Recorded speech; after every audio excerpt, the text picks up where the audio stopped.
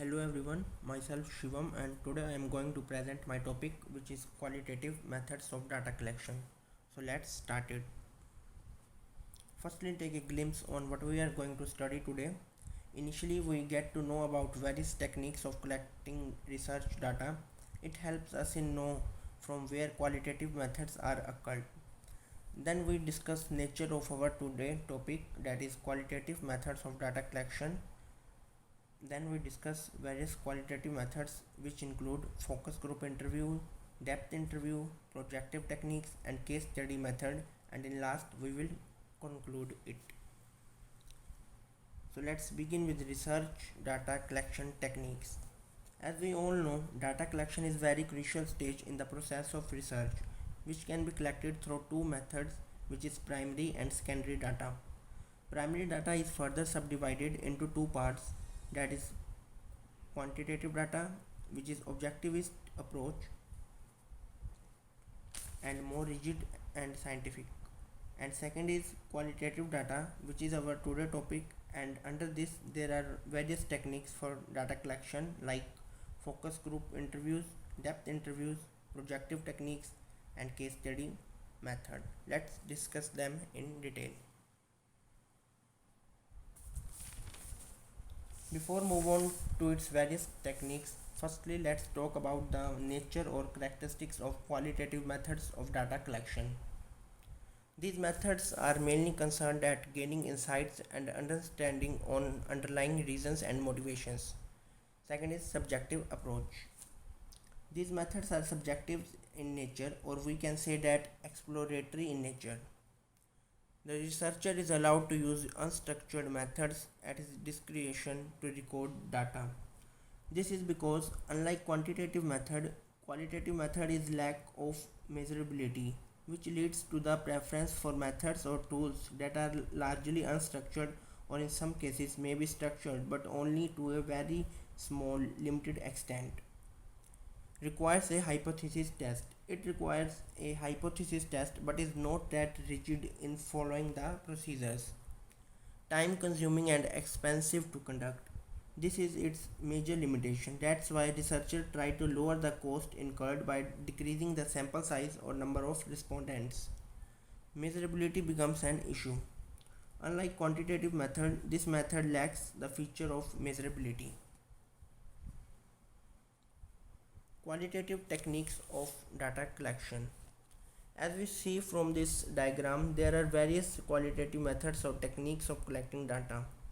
These are classified into direct and indirect method and also include case study method, under which direct method includes focus group interviews and depth interviews, and indirect method includes various projective techniques. Let's discuss them all one by one. Focus group interviews. Focus group interview is an unstructured interview which involves a moderator leading a discussion between a small group of respondents on a specified topic. Focus group method is basically an interview method but done in a group discussion setting. Depending on the data being sought, the members of the group should have something in common. In this, the topic that data will be collected about will be presented to the group and the moderator will open the floor for a debate. A focus group interview may involve a group of anywhere between 3 to 4 respondents to as large as 8 to 12 respondents plus a moderator having homogeneous characteristics seated in a comfortable, relaxed, informal atmosphere. There is a word in this called moderator. He is a person who leads a discussion between a small group of respondents on a specified topic. Let's discuss its advantages and disadvantages. Advantages of focus group interviews. First is wide variety of answers. There may be a small group of respondents, but the setup or framework of data being delivered and shared make it possible to come up with a wide variety of answers. Second is synergism. It means group of people produce better insights into a problem than an individual, as focus group consists of a group rather than individual, so it has the advantage of synergism. Third one is stimulation. In focus group, as the interview progresses, Respondents are more and more encouraged to give responses, so it also have advantage of stimulation. Disadvantages of focus group interviews. First is difficult to interpret the results. The result can be wrongly interpreted since the response is not to any specific question. Second one is moderator bias. Most importantly, it is difficult to find a moderator who can conduct these interviews successfully. Second method is depth interview. Depth interview is non-directive in nature where the respondent is given freedom to answer within the boundaries of topic of interest. This is considered to be the most common data collection instrument for qualitative research, primarily because of its personal approach. The interviewer will collect data directly from the respondent on a one-on-one and face-to-face interaction. The questions asked are mostly unplanned and spontaneous, with the interviewer letting the flow of the interview dictate the next question to be asked. But however, if the interviewer still wants the data to be standardized to a certain extent for easier analysis, he could conduct a semi-structured interview too. Advantages of depth interview. First is lot of detail is provided. This method allows the interviewer to probe further by asking follow-up questions and getting more information or detail in the process. Second is personal or intimate topic can also be discussed. It is because in this method the personal rapport is established between the respondent and the interviewer. Disadvantages of depth interview. First is chances of biasness. Since the success depends on the interviewer, there are chances of biasness is always there. Second is data analysis takes a lot of time as it involves one-to-one interaction rather than group, so it is very time consuming in data collection and analyze. Third method is projective techniques. Projective techniques involve the presentation of an ambitious, unstructured object, activity, or person that a respondent is asked to interpret and explain. Projective techniques or motivation research techniques involve a highly unstructured and indirect form of questioning. These techniques are best suited in situations where the respondent is not sure of his feelings and hence cannot express his answers directly. Projective techniques is classified under three parts, which is construction techniques, association techniques, and completion techniques. Construction technique is further subdivided into two parts, that is thematic appreciation test and item substitution test. And association techniques are further subdivided into three parts, that is word association test, Rorschach test, and cloud pictures. And also completion techniques is divided into two parts, that is sentence completion test and story completion test. Let's discuss them all. So first is construction techniques, and under the construction techniques, first is thematic appreciation test. The respondent is shown a picture or a set of pictures and then asked what he perceives of these pictures. Example, he might be shown a picture of a cup or sofa and his perception of what he interprets is sought. Second is item substitution test. This test involves creating two groups of respondents, the test group and control group. And after this, the stimulus presented as a list of items is given to both the groups, which is similar in all respect except for the substitution of items relevant to the study. Another is association techniques. Under this, first is word association test. The respondents are presented with a list of words one at a time and they are asked to respond immediately with the first things that come to their mind. By this, the researcher tries to identify the hidden meaning behind the word and the response. This method allows respondents to reveal their inner feelings on the topic. Second is Rorschach test. It consists of 10 cards that have print of ink blots that are also symmetrical but defy all meaning. This is the most commonly used projective techniques. In this, the respondents are asked to interpret these cards, ink blots, and their responses are interpreted on the basis of some predetermined framework. Third one is cloud picture test. Cloud image test is a test to see the person's habits and personality.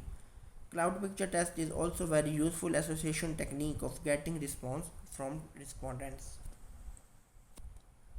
Third is completion techniques. And under this, first is sentence completion test. It is similar to word association test, where instead of a word, a sentence is left incomplete and the respondent is asked to fill it with the first thought that comes to his mind. Analysis of response helps a researcher in concluding about the attitudes of people to various objects or subjects. Second one is story completion study. A step further to sentence completion is the story completion study. Under this, a story is created by the researcher which defines the topic of research and the respondents are asked to complete the story. So these are the various projective techniques. Now there is advantages of projective techniques. So first is suitable for sensitive questions. They may elicit responses that subjects would be unwilling or unable to give if they knew the purpose of the study. Second is does not presuppose an educated respondent. The projective techniques can be used on people who do not have a very high education level as it places relatively minor cognitive demand on respondents. Now let's discuss disadvantages of projective techniques. First is difficulty in administration. The projective techniques require a skilled researcher to administer them. The guidelines for the administration of the projective techniques needs to be very clear and understandable. Second is difficulty in interpretation. The primary disadvantage of employing projective techniques is the complexity of the data. Interpretation requires a sophisticated skill set. Last one is uncomfortable respondents. Sometimes the respondents do not feel comfortable answering such disguised questions. They might not find it worth their while to spend their time on answering these questions.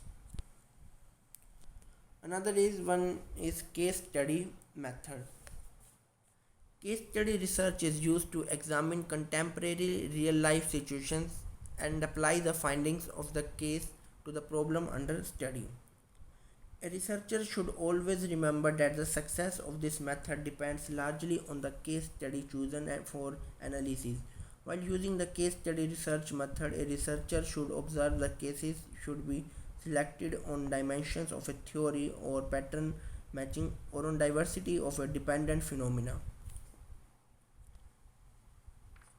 There are some types of case study. First is snapshot case studies. This involves a detailed and objective study of one research entity at one point in time. Second is longitudinal case study. In longitudinal case study, a case is studied across a length of time. It is quantitative and or qualitative study of one research entity at multiple time points. Third one is pre-post case studies. As the name suggests, in this type of case study, the research is studied at 2 points of time, once before the happening of the critical event and a second time after the occurrence of the critical event. Fourth one is patchwork case study. In this, a number of case studies of the same research entity are chosen using any of the above discussed snapshot, longitudinal and or pre-post design. This multi-design approach is more comprehensive and provides a more holistic view of the dynamics of the research subject. Last one is comparative case study. This entails a comparison of a set of multiple case studies of multiple entities. The objective is to go for a cross-unit comparison. Here is the conclusion. Qualitative methods of data collection is a type of primary data collection method which is subjective approach and is useful and is used in collecting data for research purpose with various techniques, generally in an unstructured way. So it's all about the qualitative methods of data collection. I hope you all understand it well and find it very useful. Thank you so much.